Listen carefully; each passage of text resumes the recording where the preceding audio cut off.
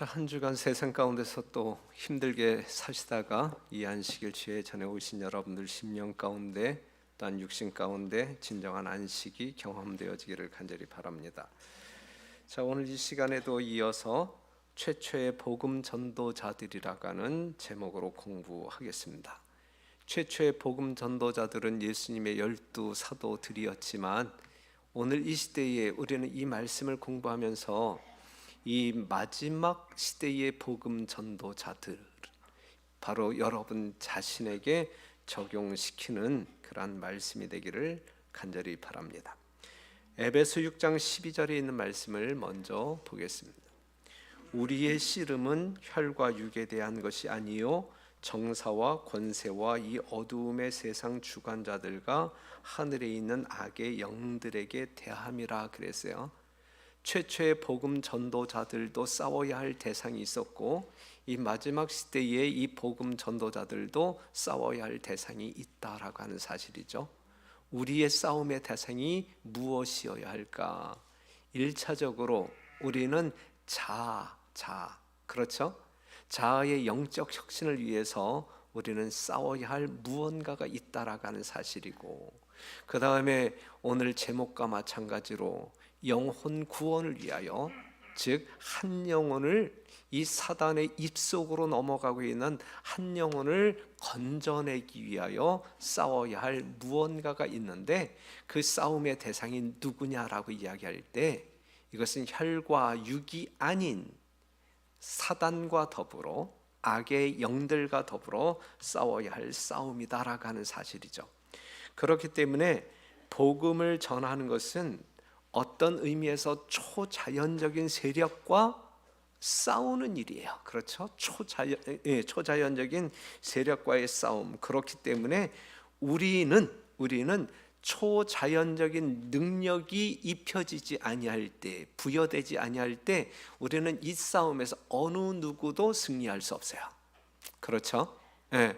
그러니까는 초자연적인 하나님의 능력의 역사 없이 우리는 자아와의 싸움에서 반드시 필패할 것이, 패배하고 말 것이고 또한 그러한 능력이 우리에게 임하지 아니할 때에 우리는 단 한 영혼도 하나님께로 인도할 수 없다라는 분명한 원칙을 여러분들이 전적으로 동의하시고 오직 하나님의 능력을 붙잡는 일에 최선의 노력을 경주함으로 말미암아 자아와의 싸움에서 승리, 영혼 구원에서 승리를 경험하시는 여러분과 제가 되기를 간절히 바랍니다.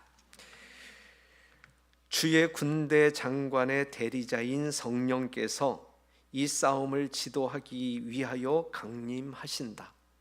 우리는 매우 허물이 많고 죄와 실수가 심할지라도 하나님의 은혜는 통회하는 마음으로 구하는 모든 사람에게 주어진다. 누구에게? 통회하는 마음을 소유한 사람들에게 주어진다. 전능자의 능력이 하나님께 의뢰하는 자들을 위하여 가세된다 그랬어요. 그래서 우리가 승리할 수 있는 거야. 이러한 과정 없이, 이러한 능력 없이 어느 누구도 우리는 결코 승리를 경험할 수 없다라고 하는 사실을 기억하시고 통회하는 심령들을 소유하게 되기를 간절히 바라요. 여러분들이 작은 죄이든 큰 죄 가운데 있을 때에 통회하는 심령으로 하나님의 능력을 구할 때에 우리는 하나님의 능력을 경험하게 될 것이고, 우리는 그 하나님의 능력으로 승리를 얻게 될 것입니다. 자, 복음 전도자의 정신과 태도라고 하는 제목으로 좀 살펴본다고 하게 되면, 첫째, 마태복음 10장 16절에 있는 말씀 보면 보라 내가 너희를 보냄이 양을 이리 가운데 보냄과 같도다. 그러므로 너희는 뱀같이 지혜롭고 비둘기같이 순결하라 그랬어요. 예수님께서는 하나님이 나를 보내심같이 나도 너희를 보낸다 그랬거든요. 여러분들을 세상 가운데 보낸다 그랬거든요. 그런데 우리를 세상 가운데로 보내시는 예수님이 예수님이 우리를 볼 때 마치 어린 양 같은 우리들, 어린 양 같은 우리들을 그냥 이리떼들에게 보내는 것 같은 그러한 일이거든요. 현상이거든요. 그렇기 때문에 이러한 현실을 부인할 수 없단 말이에요. 우리의 현실이 분명하니까.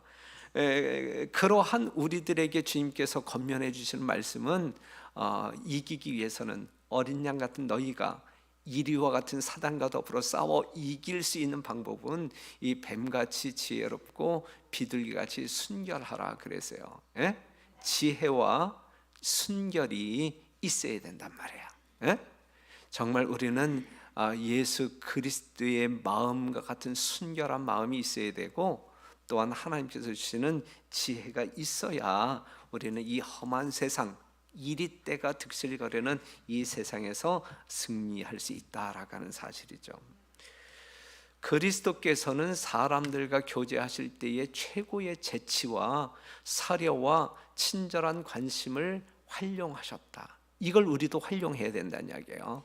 예수께서는 무례하시거나 쓸데없이 가혹한 말씀을 하시거나 민감한 자에게 공연한 고통을 주신 일이 전혀 없으셨다. 그는 인간의 약점을 비난하지 않으셨다. 그는 위선과 불신과 죄악을 두려움 없이 견책하셨으나 통렬한 책망을 하시는 그의 음성에는 눈물이 섞여 있었다 그랬어요. 그냥 하나님의 거룩한 진리 그리고 회개를 촉구하는 그러한 어떤 그 단호한 기별을 전함에 있어, 그건 반드시 전해야 되는데, 그러한 어떤 그 진리를 분명히 증거해야 되는데, 이러한 태도로, 예수님의 이러한 마음과 태도로 하셨다라고 하는 사실이죠. 그래서 예수님이 하신 그 방법을 우리도 본삼아 하게 될 때에 우리는 예수님이 승리하신 것처럼 우리도 성공을 거둘 수 있다라고 하는 사실입니다. 이것이 예수님의 지혜였고 그 다음에 예수님의 순결이었음을 우리가 알 수가 있어요. 그리스도의 종들은 다 여러분들이에요. 여러분들은 타고난 마음의 지시대로 행하지 말아야 한다 그랬어요. 우리의 죄된 본성대로 그냥 유전적으로 내가 가지고 있는 그러한 어떤 그 모습대로 행하지 말아야 한다 그랬어요. 우리는 그냥 성깔대로 가잖아, 그렇지? 우리 나름대로 그냥 생긴 모습으로 이제 가는 경우들이 있잖아요. 목사도 장로도 상관하지 말고 신앙 연조도 상관하지 말고 그냥 어떤 상황이 전개되어지면 그냥 이 그리스도라고 하는 이름은 온데간데 없어지고 그냥 인간 조속고 그냥 생긴 모습 그대로 막 이제 퍼부어대는 그러한 일들이 종종 있잖아요. 그런데 이래서는 안 된다는 이야기예요. 그리스도인은 이래서는 안 된다. 타고난 마음의 지시대로, 본능대로, 죄의 본성대로 살아 움직여서는 안 되고, 여기에 상당히 절제되어진 하나님께서 핸들링 하시는, 조종하시는 이성적 능력이 필요하다. 이성적 능력, 어떤 그 본성이 이성의 지배를 받아야 된다라고 하는 사실을 기억하시고, 이 영적인 수련을 통해서 훈련을 통해서 이러한 변화되어지는, 혁신되어지는 그러한 품성을 여러분들이 소유하시기를 간절히 바라는데, 이것은 부어주시는 성령의 능력으로 말미암아 여러분들이 경험할 수 있다. 이것이 늘 여러분들이 성령과 더불어 동행할 때에 경험되어질 때에 그것이 여러분들의 품성, 굳어지는 품성이 될 것입니다. 분노와 비난은 사단의 정신이다 그랬어요. 우리가 수없이 듣지만 분노와 비난의 정신은 사단의 정신이다. 그리스도의 증인들은 그분으로부터 능력을 받아서 악을 정복해야 한다 그랬어요. 그리스도인의 이름을 가지고 그리스도의 종인지 아니면 사단의 노예인지 분별하기 힘든 그러한 사람의 모습으로 살지 말란 이야기예요. 우리는 그리스도인이잖아요. 그냥 그리스도인의 어떤 그 특성을 드러내야지, 말은 그리스도인이라고 이야기하면서 사단의 특성, 뭐라 그랬어요? 분노와 비난 같은 것을 그냥 일삼는 그러한 생애를 산다고 하게 되면 아주 웃기는 웃기는 아주 이 코미디하는 그리스도인이라고 볼 수 있는 거, 그렇죠? 그러한 모습으로 살지 말아야 된다. 도발을 받을 때, 여러분들이 누군가로부터 아주 내 이 속에 있는 성질을 폭발시킬 수밖에 없는 그러한 도발을 받을 때 온유함을 지속하는 정신은 아무리 강력한 논리보다도 더 효과적으로 진리를 옹호할 것이다 그랬어요. 중요한 말씀이죠. 도발을 받을 때 우리는 늘 도발을 받을 수 있어요.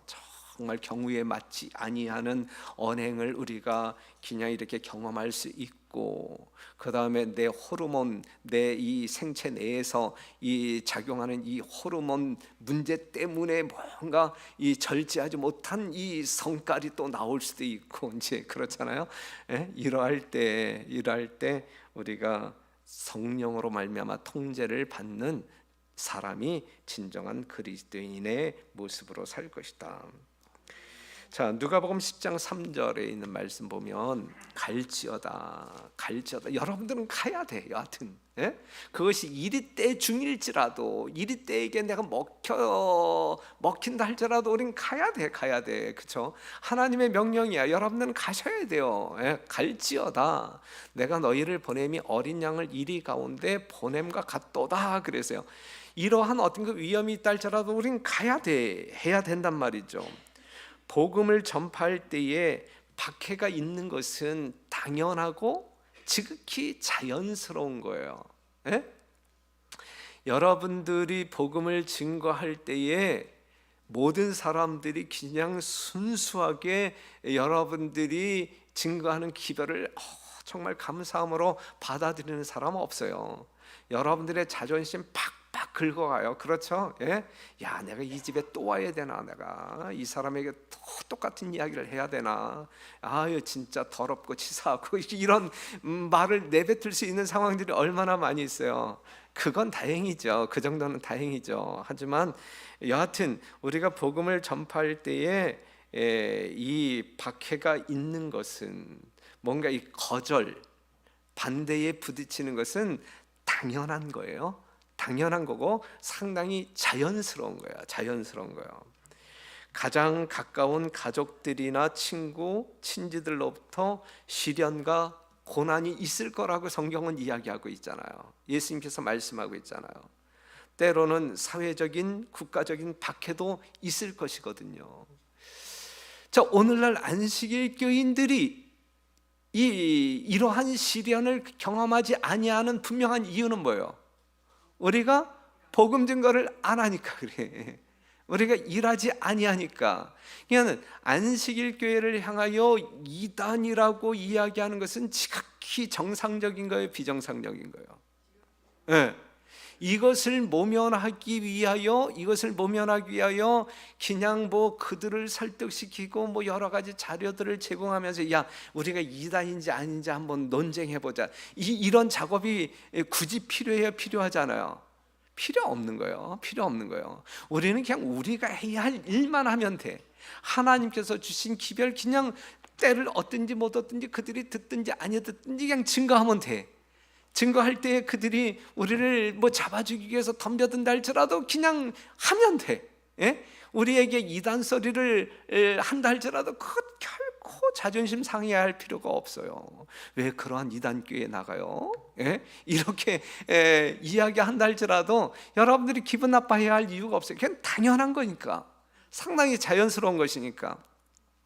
오늘날 재림교회가 이단 소리 안 듣고 어떤 그 시련과 박해가 이르러 오지 않는 것은 우리가 잠자고 할 일 없이 그냥 살아가고 있기 때문에 그런 것이지, 우리에게 주어진 기별, 이 어두운 세상 가운데 여러분들이 액면가로 증가한다고 하게 되면 반드시 물바가지도 얻어맞을 것이고 별의별 소리 다 들을 수 있어요. 우리가 하지 않기 때문에 그러한 일들이 경험되어지지 않는 거예요. 안식일 교회는 이단이 아니야. 기분 좋아요, 안 좋아요? 기분 좋아요?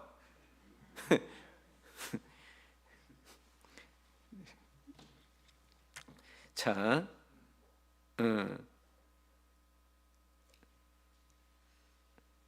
기분 좋아요?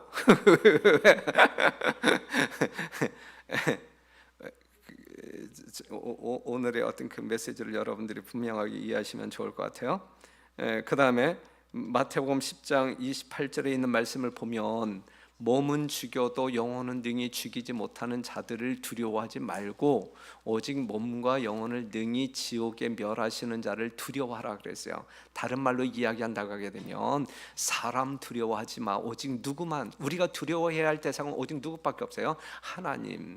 그렇기 때문에 사도행전 4장 19절에 있는 말씀을 보게 되면 야, 하나님 앞에서 너희 말 듣는 것이 하나님 말씀 듣는 것보다 옳은가 판단하라야. 내가 죽을지라도 난 하나님 말씀하고 죽겠다라고 이 베드로가 이야기하고 있잖아요. 그렇죠? 그러니까 우리는 정말 하나님을 믿는 신앙인들이라고 하면 이러한 어떤 그 신앙적인 그러한 어떤 그 논조가, 어떤 그 생활 신조가 우리들의 삶 가운데서 실천되어져야 된단 말이에요.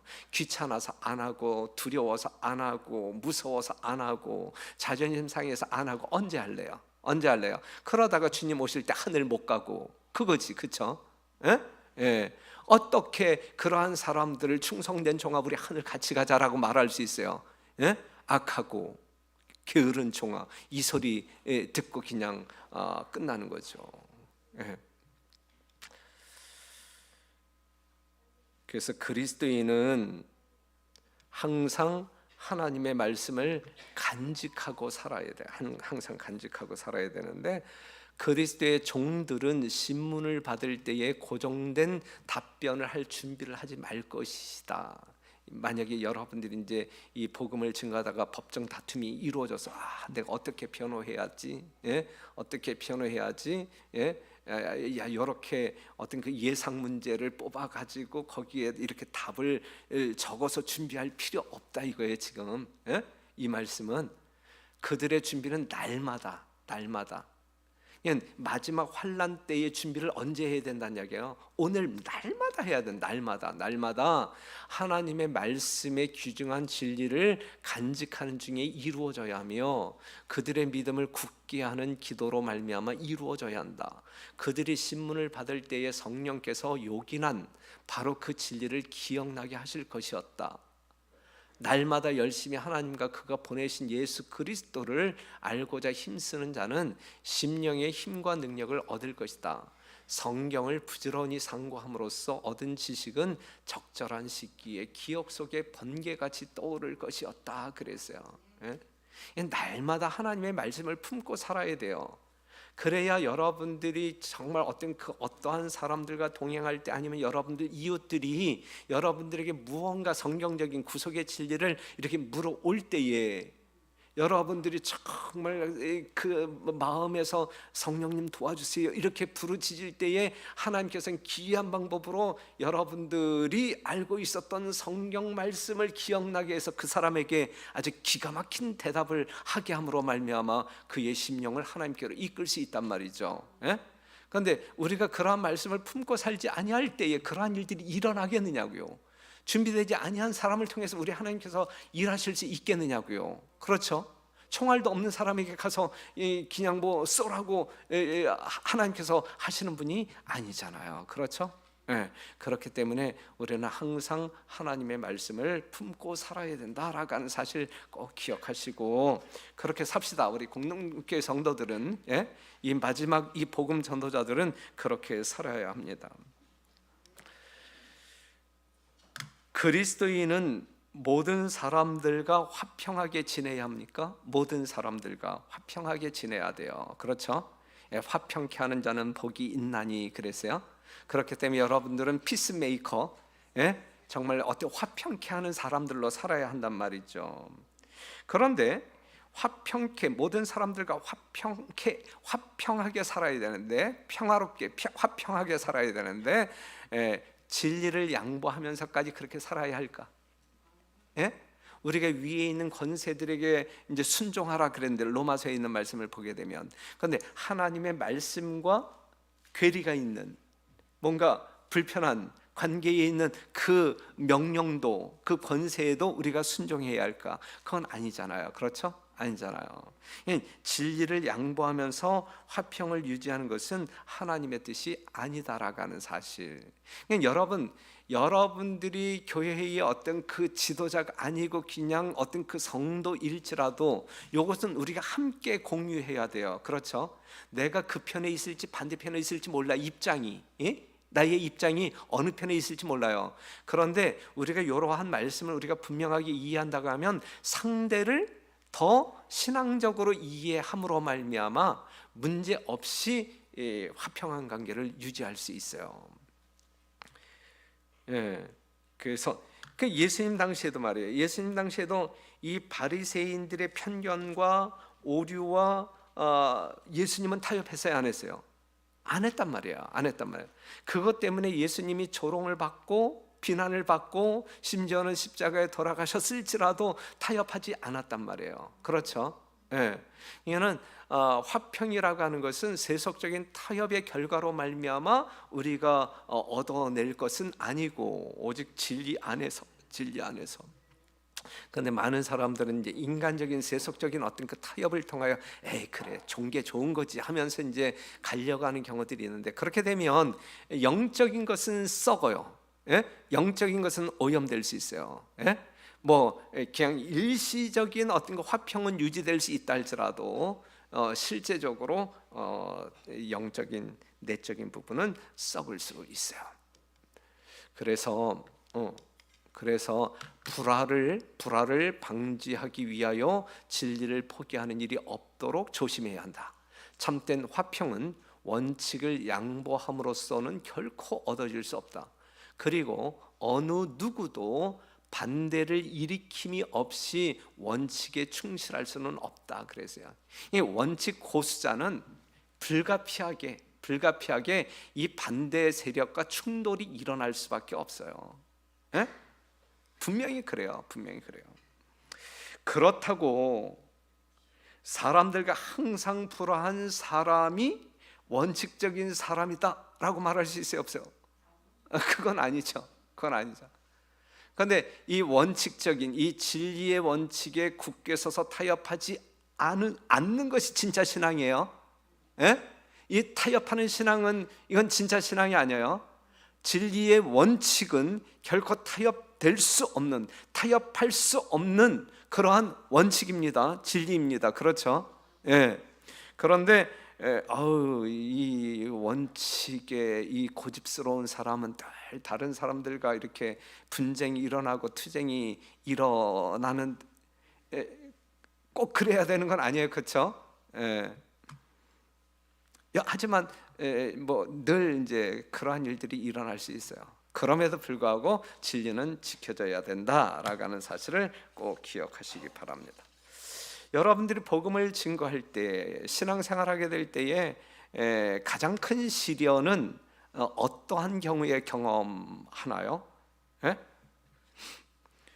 그리스도인이 가장 견디기 힘든 박해는 이 가족들로부터의 비난과 시련이다. 이제 당신이 그렇게 산다고 하게 되면 알아서 해. 난 당신하고 더 이상 못 살아.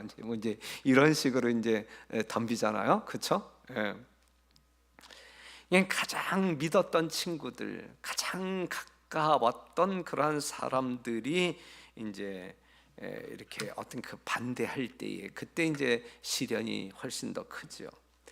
그래서 마태복음 10장 35절에 있는 말씀을 보면 내가 온 것은 사람이 그 아비와 딸이 어미와 며느리가 시어머니와 불화하게 하려 함이니 사람의 원수가 자기 집안 식구리라 그랬어요.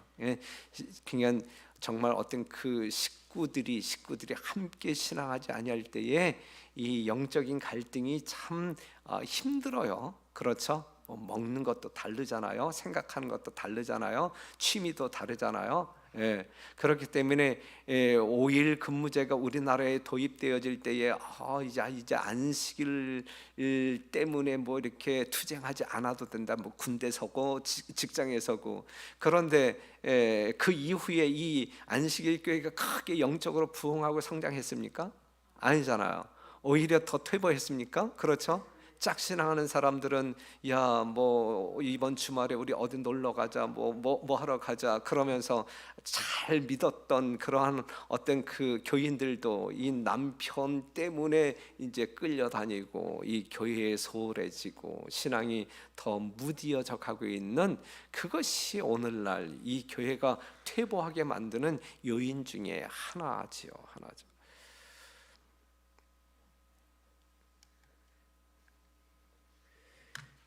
전도하는 사람에 대하여 우리 하나님이 결코 어떤 그 눈길을 떼지 않습니다. 사단은 늘 인간을 뭐 하도록 유혹하냐면 범죄하도록 유혹해요.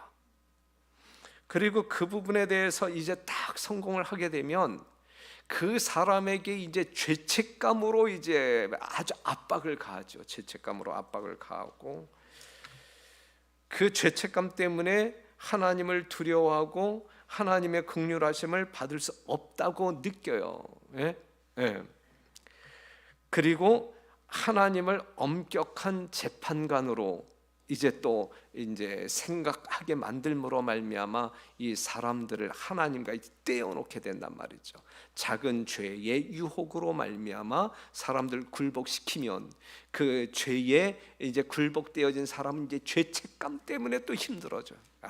죄책감 때문에 그 죄책감에 이제 또 사로잡히게 될 때에 하나님이 나 같은 죄인을 심판하실 때 정말 어떻게 하실까? 아주 엄격한 심판관은 재판관으로 또 이제 어떤 그 이미지를 전달해 줌으로 말미암아 아주 힘들게 만들거든요.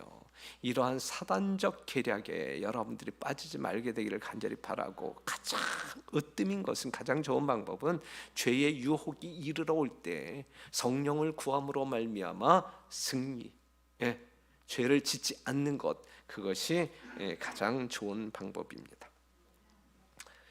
하나님께서는 우리의 형편을 모두 다 이해하시죠. 예수께서는 당신의 제자들에게 그들이 궁핍하고 연약할 때에 하나님께서 그들을 동정하신다는 것을 보증하신다. 사람이 한숨 짓고 고통을 느끼고 슬픔을 당하는 것은 무엇이나 다 반드시 하늘 아버지의 마음의 파동을 일으키는 것이다 그랬어요. 여러분들이 뭔가 근심이 있어서 어려움이 있어서 한숨 지을 때 우리 예수님의 심장은 막 이제 빨리 파동을 친다 그래. 파동을 친다. 그만큼 여러분들의 모든 것을 다 살피시고 여러분들과 함께 하신다라는 사실을 기억해 주시면 여러분들의 신앙에 또 힘이 될 것이라고 생각합니다. 우리 주님은 여러분들의 경험하고 있는 어떠한 일이든지 결코 무관심하지 않다. 여러분들의 모든 문제를 도와주기 위하여 늘 노심초사 지켜보신다라는 사실을 분명하게 믿으심으로 말미암아 여러분들이 어떠한 경우에 처하든지 용기 있는 신앙으로 승리를 경험하게 되시기를 바랍니다. 하나님의 관심과 온 하늘의 관심이 집중된 대상은 하나님께서 당신의 독생자를 주셔서 구원하게 하신 영혼들과 이 작은 세상인 것이다. 억압당하는 자의 부르짖는 소리를 듣기 위하여 하나님께서는 당신의 보좌에서 귀를 기울이신다 그랬어요. 자, 이러한 주님이 계시는데 여러분들이 가지고 있는 문제를 여러분 스스로 해결하려고 애쓰지 말라고요. 아무리 발버둥 쳐도 여러분들이 할 수 있는 아무것도 없어요. 하나님이 도와주셔야 돼. 그렇죠? 그렇기 때문에 이러한 유명한 말이 있잖아요. 사람들이 어떤 그 자기 문제를 해결하기 위하여 해를 등지게 되면 늘 그림자가 우리 앞에 있어. 그렇죠? 하지만 우리가 해를 마주하게 되면 우리의 그림자가 뒤로 물러가요. 그렇죠? 우리가 어떤 어려운 문제가 있을 때 의의 태양 대신 예수님 앞에 딱 이렇게 서게 되면, 그의 도움을 구하게 되면 모든 근심과 걱정이 뒤로 사라지는데, 해를 등지고 예수님을 등지고 내가 스스로 어떻게 해보려고 하게 될 때 늘 그림자가 내 앞에 있단 말이에요. 해결되지 않는 거예요. 영원히 해결되지 않는 거예요. 그렇기 때문에 우리 하나님을 의지하는 그러한 여러분들, 자아와의 싸움에 있어서와 영혼을 구원하는 일에 있어서 안식일마다 이 전도의 날짜가 여러분들에게 공지되고 있죠. 예? 뭐 하자는 이야기예요? 최소한 1인 1명씩 구도자 미리 만들어서 모시고 오자는 이야기예요. 예? 전도하자는 이야기예요. 그런데 여기에 대해서 관심 다 갖고 계시죠? 고민들 많이 하고 있죠? 그래야 돼. 교회에서는 이렇게 하자고 하는데 전혀 너는 떠들어라 나는 논다 이러면 안 되는 거예요. 그 교회는 안 돼요. 그 교회는 아무리 발버둥 쳐도 안 되는 교회이지 되는 교회가 아니에요. 하자고 하게 될 때 모든 사람들이 정말 어떤 그 집중력을 가지고 뭔가 영적인 거룩한 부담을 가지고 참여할 때에 되는 것이지. 예? 해야 되는 거예요. 우리는 복음 전도자들이란 말이에요. 복음 전도자들, 구원받은 사람들은, 하늘나라의 어떤 그 백성으로 태어난 사람들은 복음 전도자들임을 잊지 말게 되기를 간절히 바라고, 이것이 여러분들의 본업, 주업, 여러분들이 정말 일용할 양식을 위하여 지금 시간들을 보내고 있는 여세 동안 힘써 일하는 그 직업은 부업. 여러분들의 본업은 영혼 구원이어야 된다라고 하는 사실을 지금 이 결코 과장된 이야기가 아니고 하나님의 말씀임을 지금 기억하시고 여러분들이 그렇게 순종하는 삶을 살게 되시기를 바랍니다.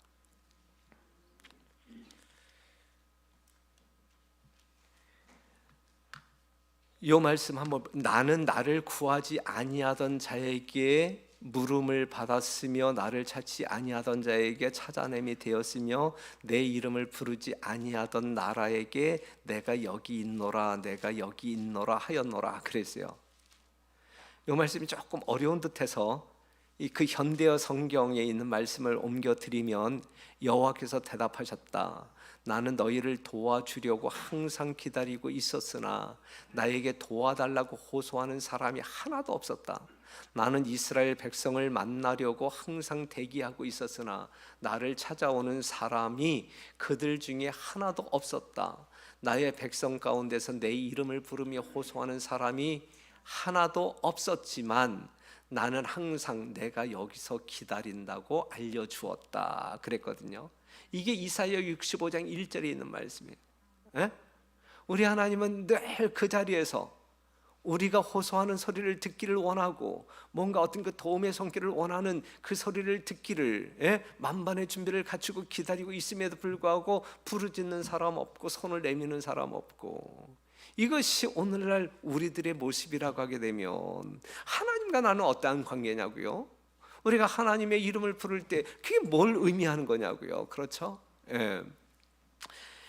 우리가 이 시대에 기왕에 하나님의 백성으로 믿음의 삶을 한다고 하면 진짜 참된 믿음의 삶, 생명력 있는, 활력 있는 그러한 살아있는 신앙을 좀 이렇게 나누었으면 참 좋겠습니다. 마태복음 10장 32절에 있는 말씀을 보면, 누구든지 사람 앞에서 나를 시인하면 나도 하늘에 계신 내 아버지 앞에서 저를 시인할 것이요, 누구든지 사람 앞에서 나를 부인하면 나도 하늘에 계신 내 아버지 앞에서 저를 부인하리라 그랬어요. 이 말씀을 보게 되면 그리스도인은 이 땅에서 누구를 대표하는 사람일까? 그리스도를 대표하는 사람. 그리스도인은, 여러분들이 그리스도인이잖아요. 그리스도인은 이 땅에 사는 동안에 누구를 대표하는 사람? 그리스도를 대표하는 사람. 그래서 하나님의 대사로 표현되어지기도 하고, 그리스도의 편지로도 오늘날 이 성도들을 이제 묘사하고 그렇잖아요. 우리는 누구를 대표하는 자? 예수 그리스도를 대표하는 자. 예수님이 이 땅에 오신 목적이 하나님의 품성을 보여주기 위함인 것처럼, 우리가 이 땅에서 활보할 때, 움직일 때, 우리는 누구를 보여주는, 예수님을 보여주는, 예수님이 어떠한 분인지를 보여주는 그러한 사람들로 살아야 이게 우리들의 마땅한 부인한 삶이다라고 하는 사실, 이게 사람의 본분, 우리 공능능교회 성도들의 본분이다라고 하는 사실을 잊지 말게 되시기를 간절히 바랍니다. 요 비슷한 말이 뭐냐면, 너희가 땅에서 매면 하늘에서도 매일 것이고 이 땅에서 풀면 하늘에서도 풀릴 것이고야. 예? 비슷한 말이에요. 그렇죠. 그래서 하늘 아버지께서는 그대의 결함이 있는 품성을 보지 아니하시고 나의 온전함으로 옷 입은 것을 보신다. 나는, 예수님이에요. 나는 하늘의 축복을 그대에게 전하여 주는 매개체이다. 그리고 잃어버린 자를 위하여 바친 나의 희생에 참여함으로써 나를 시인한 자는 누구든지 구원받은 자의 영광과 기쁨에 참여하는 자라는 시인을 받을 것이다 그랬거든요. 예? 이러한 삶을 살게 될 때에 우리 지금 하늘 지성소에서 나의 피 부르짖으면서 여러분들의 회개한 죄를 중보하실 때에 하나님 아시잖아요. 내 손바닥 보세요. 나의 피 보세요. 내가 저 영혼을 위해서, 근데 저 영혼이 지금 회개하고 있잖아요. 나를 받아들이고 있잖아요. 이렇게 시인한단 말이에요. 그럴 때 우리는 예수 그리스도의 의의 옷이 입혀짐으로 말미암아 우리 하나님 앞에 죄 없는 자로 서게 될 수 있단 말이에요. 하지만 우리가 그 주님을 부인하게 될 때, 거절하게 될 때에 우리는 그러한 중보자가 없음으로 말미암아, 보혈의 어떤 그 영향력이 없음으로 말미암아 우리는 죄된 자, 죄인으로서 판정받을 수밖에 없는 것이고, 그 결과는 영원한 죽음 아니겠습니까? 그래서 그리스도를 시인한다는 것은 그리스도가 내 안에 거하는 것이다. 내 안에 그리스도가 살 때에 이것이 그리스도를 시인하는 것이다. 그리스도와 같은 온유함과 사랑을 소유하는 것이 그리스도를 시인하는 것이다. 입으로는 시인하고 행동은 아까도 이야기했지만 엉뚱하게 이 사단처럼 행동한다고 하게 되면 그건 아니란 말이에요. 성도들의 삶은 정말 어떤 그 성화된 삶은 언행일치의 삶이다라고 하는, 하나님의 말씀과 일치한 삶이 이루어질 때에, 성령의 역사로 말미암아 그러한 삶이 이루어질 때에 이것이 하나님의 품성을 온전히, 그리고 예수님을 주라 시인하는, 그래서 하나님 앞에 우리 주님께서 우리를 시인해 줄 수 있는 그러한 성도의 삶이다라고 하는 사실을 꼭 기억하시길 바랍니다.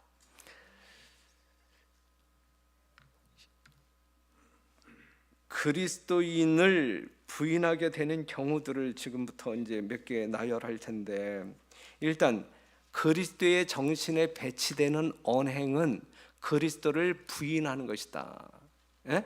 저기서 그리스도의 인자를 빼요. 제목에서 그리스도를 부인하게 되는 경우들, 그리스도의 정신에 배치되는 언행은, 말과 행동은 그리스도를 부인하는 것이다 그랬어요. 그러한 경우들이 어떠한 경우냐면, 험담이나 어리석은 이야기를 할 때, 진실되지 못하고 불친절한 말을 할 때, 생애의 부담을 회피하고 헛된 향락을 추구할 때, 세상을 본받아 살아갈 때, 무례한 행동을 할 때, 자신의 의견을 사랑할 때, 자아를 정당화시킬 때, 의심을 품고 부질없이 걱정을 할 때, 이것은 다 누구를 부인하는 거예요?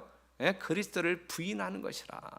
이러한 사람들을 주님께서 하나님 앞에 우리를 시인하지 아니할 것이다 라고 하는 사실이죠. 우리가 말로 직접 그리스도를 부인하지는 않지만 이렇게 함으로 말미암아 누구를 부인하는? 그리스도를 부인하는 결과를 가져온단 말이에요. 난 주님 안 믿어요. 난 주님 싫어요. 이렇게 입으로 예수님을 부인하지 아니한다 할지라도 이렇게 살 때에 우리는 예수님을 부인하는 그러한 삶을 사는 것이다라고 하는 사실이죠. 마태복음 10장 40절, 너희를 영접하는 자는 나를 영접하는 것이요 나를 영접하는 자는 나 보내신 이를 영접하는 것이니라. 선지자의 이름으로 선지자를 영접하는 자는 선지자의 상을 받을 것이요, 의인의 이름으로 의인을 영접하는 자는 의인의 상을 받을 것이요, 또 누구든지 제자의 이름으로 이 소자 중 하나에게 냉수 한 그릇이라도 주는 자는 내가 진실로 너희에게 이르노니 그 사람이 결단코 상을 잃지 아니하리라 하시니라 그랬어요.